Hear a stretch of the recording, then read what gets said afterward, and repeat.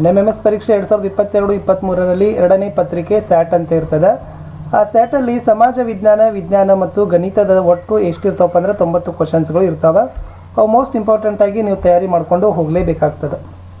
So ನಾವು ಇವತ್ತು ಸಮಾಜ ವಿಜ್ಞಾನದಲ್ಲಿ ಕರ್ನಾಟಕ ರಾಜ್ಯ ಪಠ್ಯ ಪುಸ್ತಕಗಳು ಹೊಸದಾಗಿ ಬದಲಾವಣೆಯಾಗಿದ್ದಾವೆ, ಪರಿಷ್ಕರಣೆಗೊಂಡಿದ್ದಾವೆ. ಪರಿಷ್ಕೃತ 2022ರಲ್ಲಿ 16ನೇ ಪಾಠ ಮೌರ್ಯರು ಮತ್ತು ಕುಶಾನರು ಅಂತಕ್ಕಂಥ ಪಾಠದಲ್ಲಿ ಸೊ ಫಸ್ಟ್ ಭಾಗದಲ್ಲಿ 25 ಕ್ವಶನ್ಸ್ಗಳನ್ನು ಇವತ್ತು ತಂದಿದ್ದೀವಿ. ಅಂದರೆ ಮೌರ್ಯರು ಇಲ್ಲಿಗೆ ಕಂಪ್ಲೀಟ್ ಆಯಿತು. ಸೊ ಸೆಕೆಂಡ್ ಪಾರ್ಟಲ್ಲಿ ಕುಶಾನರ ಬಗ್ಗೆನೂ ಕೂಡ ಕ್ವಶನ್ಸ್ಗಳನ್ನು ಹಾಕ್ತೀವಿ. ಆ ವಿಡಿಯೋನ ಸಹಿತ ತಪ್ಪದೆ ತಾವುಗಳು ನೋಡಬೇಕು.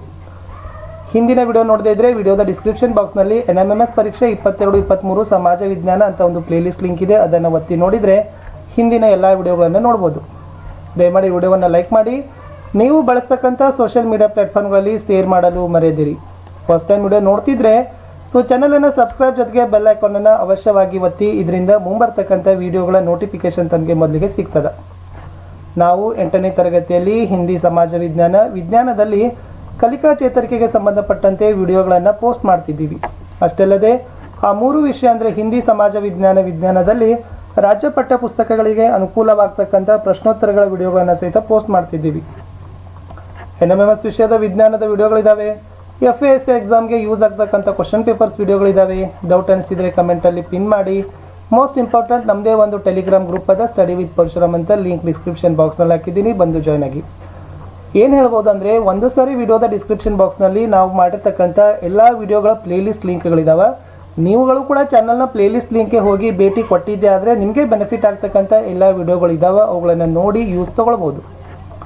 ಫಸ್ಟ್ ಕ್ವಶನ್ ಇತ್ತು, ಭಾರತ ಕಂಡ ಮೊಟ್ಟ ಮೊದಲ ಸಾಮ್ರಾಜ್ಯ ಯಾವುದು? ಉತ್ತರ ಇದೆ ಮೌರ್ಯರು ಅಂತಕ್ಕಂಥದ್ದು ಸರಿಯಾದ ಉತ್ತರ. ಪ್ರಶ್ನೆ 2, ಮೌರ್ಯರು ಯಾವ ಪ್ರದೇಶದಿಂದ ರಾಜ್ಯವನ್ನು ಆಳಿದರು ಅಂತ ಇದೆ. ಮೌರ್ಯರು ಮಗಧ ಪ್ರದೇಶದಿಂದ ಏನು ಮಾಡ್ತಾರಪ್ಪ ಅಂದ್ರೆ ರಾಜ್ಯವನ್ನು ಆಳಲಿಕ್ಕೆ ಪ್ರಾರಂಭವನ್ನು ಮಾಡ್ತಾರೆ. ಪ್ರಶ್ನೆ 3, ಮೌರ್ಯ ಮನೆತನದ ಪ್ರಮುಖ ರಾಜರುಗಳು ಯಾರು? ಈ ಮೌರ್ಯರ ಮನೆತನದಲ್ಲಿ 3 ರಾಜರುಗಳು ಮುಖ್ಯವಾಗಿ ಬರ್ತಾರೆ. ಚಂದ್ರಗುಪ್ತ ಮೌರ್ಯ, ಬಿಂದುಸಾರ, 3ನೇದವನು ಅಶೋಕ ಅಂತಕ್ಕಂಥದ್ದು ಸರಿಯಾದ ಉತ್ತರ ಇತ್ತು. ಮೌರ್ಯ ಸಾಮ್ರಾಜ್ಯ ಯಾರಿಂದ ಸ್ಥಾಪನೆ ಆಯಿತು ಅಂತ ಕೇಳಿದ್ದಾರೆ.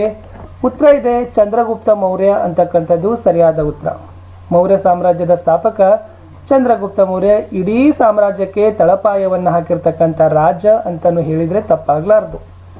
ಪ್ರಶ್ನೆ 4, ಮೌರ್ಯ ಸಾಮ್ರಾಜ್ಯವನ್ನು ಪ್ರಖ್ಯಾತಿಗೊಳಿಸಿದ ಗ್ರೀಕ್ ರಾಯಭಾರಿ ಯಾರು? ಈತ ಮೌರ್ಯ ಸಾಮ್ರಾಜ್ಯದ ಬಗ್ಗೆ ಬಹಳಷ್ಟು ಅದ್ಭುತವಾಗಿರ್ತಕ್ಕಂಥ ವಿವರಣೆಗಳನ್ನು ಬರೀತಾನೆ. ಆ ಕಾರಣಕ್ಕಾಗಿ ಮೌರ್ಯ ಸಾಮ್ರಾಜ್ಯ ಪ್ರಸಿದ್ಧಿ ಆಗ್ತದೆ ಅಂತ ಹೇಳಿದ್ದಾರೆ. ಹಾಗಾದರೆ ಅದನ್ನು ಉಲ್ಲೇಖಿಸಿದ ಗ್ರೀಕ್ನ ರಾಯಭಾರಿ ಯಾರು ಅಂತ ಕೇಳಿದ್ರು. ಉತ್ತರ ಇತ್ತು ಮೆಗಸ್ತಾನಿಸ್ ಅಂತಕ್ಕಂಥದ್ದು ಸರಿಯಾದ ಉತ್ತರ. ಮೆಗಸ್ತಾನಿಸ್ನ ಕೃತಿ ಯಾವುದು ಅಂತ ಕೇಳಿದ್ದಾರೆ. ಮೆಗಸ್ತಾನಿಸ್ ಬರೆದಿರ್ತಕ್ಕಂಥ ಕೃತಿ ಇಂಡಿಕಾ ಅಂತಕ್ಕಂಥದ್ದು ರೈಟ್ ಆನ್ಸರ್. ಮೆಗಸ್ತಾನಿಸ್ ಯಾವ ಕೃತಿ ಇಂದಿಗೂ ಕೂಡ ಲಭ್ಯವಾಗಿಲ್ಲ. ಹೇಳ್ತಾರೆ ಮೆಗಸ್ತಾನಿಸ್ ಇಂಡಿಕಾ ಬರೆದಿದ್ದಾನಂತ ಹೇಳ್ತಾರೆ. ಬಟ್ ಇಂಡಿಕಾ ಕೃತಿ ನಮಗೆ ಇಂದಿಗೂ ಕೂಡ ಏನಾಗಿಲ್ಲಪ್ಪ ಅಂದ್ರೆ ಲಭ್ಯವಾಗಿಲ್ಲ, ಅನುಪಲಬ್ಧ ಅಂತಾನೆ ಹೇಳ್ತಾರೆ. ಇಂಡಿಕಾ ಅಂತಕ್ಕಂಥ ಕೃತಿ ಬರೆದಿರ್ತವರು ಮೆಗಸ್ತಾನಿಸ್. ವಿಷ್ಣುಗುಪ್ತ ಯಾರ ಮಂತ್ರಿಯಾಗಿದ್ದ? ಎಸ್, ಚಂದ್ರಗುಪ್ತ ಮೌರ್ಯ ರಾಜ ಇದ್ದಾನೆ. ಈ ಚಂದ್ರಗುಪ್ತ ರಾಜನ ಮಂತ್ರಿ ಯಾರಪ್ಪ ಅಂತಂದ್ರೆ ವಿಷ್ಣುಗುಪ್ತ ಅಂದ್ರೆ ಸರಿಯಾಗಿರ್ತಕ್ಕಂಥ ಉತ್ತರ. ವಿಷ್ಣುಗುಪ್ತನ ಇತರ ಹೆಸರುಗಳು ಯಾವುವು? ಒಂದು ಚಾಣಕ್ಯ ಬರ್ತದ, ಇನ್ನೊಂದು ಕೌಟಿಲ್ಯ ಬರ್ತದ. ಈ ಚಾಣಕ್ಯ ಮತ್ತು ಕೌಟಿಲ್ಯ ಎರಡೂ ಕೂಡ ಏನಪ್ಪ ಅಂತಂದ್ರೆ ವಿಷ್ಣುಗುಪ್ತನ ಇತರೆ ಹೆಸರುಗಳು ಆಗಿದಾವ. ಕೌಟಿಲ್ಯನ ಕೃತಿ ಯಾವುದು? ಸೊ ಈ ಕೌಟಿಲ್ಯ, ಚಾಣಕ್ಯ, ವಿಷ್ಣುಗುಪ್ತ ಬರೆದಿರ್ತಕ್ಕಂಥ ಕೃತಿನೇ ಅರ್ಥಶಾಸ್ತ್ರ ಅಂತ ಹೇಳ್ತೀವಿ. ಮೋಸ್ಟ್ ಇಂಪಾರ್ಟೆಂಟ್ ಇತ್ತು. ಪ್ರಶ್ನೆ 10, ಕೌಟಿಲ್ಯನ ಅರ್ಥಶಾಸ್ತ್ರ ಕೃತಿಯನ್ನು ಪತ್ತೆ ಮಾಡಿದವರು ಯಾರು? ನೆನಪಿಟ್ಕೊಡ್ರಿ, ಈ ಒಂದು ಎಸ್ ಕೌಟಿಲ್ಯನ ಅರ್ಥಶಾಸ್ತ್ರ ಕೃತಿಯನ್ನು ಪತ್ತೆ ಮಾಡಿರ್ತಕ್ಕಂಥವ್ರು ಯಾರಪ್ಪ ಅಂತಂದರೆ 1902ರಲ್ಲಿ ಆರ್ ಶ್ಯಾಮಶಾಸ್ತ್ರಿ ಅವರು. ಎಸ್, ಕರ್ನಾಟಕದವರೇ. ಅವರು ಏನು ಮಾಡ್ತಾರಪ್ಪ ಅಂದರೆ ಈ ಕೃತಿಯನ್ನು ಪತ್ತೆಯನ್ನು ಮಾಡ್ತಾರೆ. ಕೌಟಿಲ್ಯನ ಅರ್ಥಶಾಸ್ತ್ರ 1902ರಲ್ಲಿ ಆರ್ ಶ್ಯಾಮಶಾಸ್ತ್ರಿ ಅವರು. ಪ್ರಶ್ನೆ 11, ಕೌಟಿಲ್ಯನ ಅರ್ಥಶಾಸ್ತ್ರ ಕೃತಿಯಲ್ಲಿನ ವಿಷಯ ಯಾವುವು? ಕೌಟಿಲ್ಯನ ಅರ್ಥಶಾಸ್ತ್ರ ಬಹಳ ಫೇಮಸ್ ಆಗಿರ್ತಕ್ಕಂಥ ಕೃತಿ. ಬಟ್ ಆ ಕೃತಿಯಲ್ಲಿ ಏನೆಲ್ಲ ವಿವರಣೆ ಇದೆ ಅಂತ ಏನು ಮಾಡಿದ್ದಾರೆ ಕೇಳಿದ್ದಾರೆ. ಒಂದನೇದು ರಾಜ್ಯಾಡಳಿತ ಕ್ರಮ ಅದ, ಅರಸ ಮತ್ತು ಪ್ರಧಾನಿಯ ಜವಾಬ್ದಾರಿಗಳಿದಾವ, ವಿದೇಶಾಂಗ ನೀತಿ ಅದ, ಹಣಕಾಸಿನ ನಿರ್ವಹಣೆ. ಈ ಮುಖ್ಯವಾಗಿ 4 ಅಂಶಗಳು ಏನಿದಾವಪ್ಪ ಅಂದ್ರೆ ಕೌಟಿಲ್ಯ ಬರೆದಿರ್ತಕ್ಕಂಥ ಅರ್ಥಶಾಸ್ತ್ರ ಕೃತಿಯಲ್ಲಿ ಇದಾವ. ಪ್ರಶ್ನೆ 12, ಮೌರ್ಯ ಮನೆತನದ ಸುಪ್ರಸಿದ್ಧ ದೊರೆ ಯಾರು? ಅಶೋಕ. ಸೊ ಮೌರ್ಯ ಮನೆತನ ಶ್ರೇಷ್ಠವಾಗಿರ್ತಕ್ಕಂಥದ್ದು, ಸುಪ್ರಸಿದ್ಧಿಯನ್ನು ಗಳಿಸಿರ್ತಕ್ಕಂಥ ರಾಜ, ಅದರ ಗತವೈಭವವನ್ನು ಸಾರಿದವನೇ ಅಶೋಕ. ಮೌರ್ಯ ಕಾಲದ ಪ್ರಮುಖ 5 ನಗರ ಕೇಂದ್ರಗಳು ಯಾವುವು? ಸೊ ಪಾಟಲಿಪುತ್ರ ಅಂತ ಒಂದು ಬರ್ತದೆ. ಎಸ್, ಪಾಟಲಿಪುತ್ರ. 2ನೇದು ತಕ್ಷಶಿಲಾ, 3 ಉಜ್ಜಯಿನಿ, 4 ಕಳಿಂಗ, 5 ಸುವರ್ಣಗಿರಿ. ಇವು 5 ಏನಪ್ಪ ಅಂದ್ರೆ ಮೌರ್ಯರ ಕಾಲದಲ್ಲಿ ಮುಖ್ಯವಾಗಿರ್ತಕ್ಕಂಥ ನಗರ ಕೇಂದ್ರಗಳು ಆಗಿತ್ತು. ವಾಯವ್ಯ ಭಾರತದ ದ್ವಾರ ಯಾವುದು? ನೋಡಿ, ತಕ್ಷಶಿಲಾ ನಗರ ಅಂತಕ್ಕಂಥ ಐತೈತಲ್ಲ, ಆ ತಕ್ಷಶಿಲಾ ನಗರವನ್ನು ಏನಂತ ಕರಿತಿದ್ರಪ್ಪ ಅಂತಂದ್ರೆ ಅದನ್ನು ವಾಯವ್ಯ ಭಾರತದ ದ್ವಾರ ಅಂತ ಏನು ಮಾಡ್ತಿದ್ರು, ಕರಿತಿದ್ರು. ಪ್ರಶ್ನೆ 15, ಉತ್ತರದಿಂದ ದಕ್ಷಿಣ ವ್ಯಾಪಾರದ ಮಾರ್ಗ ಯಾವುದು ಅಂತ ಕೇಳಿದ್ದಾರೆ. ಉಜ್ಜಯಿನಿ ಅಂತಕ್ಕಂಥದ್ದು ಉತ್ತರ ಭಾಗದಿಂದ ದಕ್ಷಿಣ ಭಾಗಕ್ಕೆ ಬರ್ತಕ್ಕಂಥ ವ್ಯಾಪಾರದ ಮಾರ್ಗ. ಗಂಗಾ ನದಿ ಮಾರ್ಗವಾಗಿ ಸಮುದ್ರಕ್ಕಿದ್ದ ಮಹಾದ್ವಾರ ಯಾವುದು ಅಂತ ಕೇಳಿದ್ದಾರೆ. ಕಳಿಂಗ ಅಂತಕ್ಕಂಥದ್ದು ಸರಿಯಾದ ಉತ್ತರ. ಕಳಿಂಗ ಏನಿತ್ತಪ್ಪ ಅಂದ್ರೆ ಗಂಗಾ ನದಿ ಮಾರ್ಗವಾಗಿ ಸಮುದ್ರಕ್ಕಿರ್ತಕ್ಕಂಥ ಮಹಾದ್ವಾರನೇ ಆಗಿತ್ತು. ದಕ್ಕನ್ ಹೃದಯ ಭಾಗವಾದ ಕರ್ನಾಟಕದ ಪ್ರದೇಶ ಯಾವುದು ಅಂತ ಕೇಳಿದ್ದಾರೆ. ಸುವರ್ಣಗಿರಿ ಅಂತಕ್ಕಂಥದ್ದು ರೈಟ್ ಆನ್ಸರ್. 18, ಯಾವ ಯುದ್ಧದ ನಂತರ ಅಶೋಕನ ಮನಪರಿವರ್ತನೆಗೊಂಡಿತು? ಕಳಿಂಗ ಯುದ್ಧ. ನೆನಪಿಟ್ಕೊಡ್ರಿ, ಮೋಸ್ಟ್ ಇಂಪಾರ್ಟೆಂಟ್ ಇತ್ತು.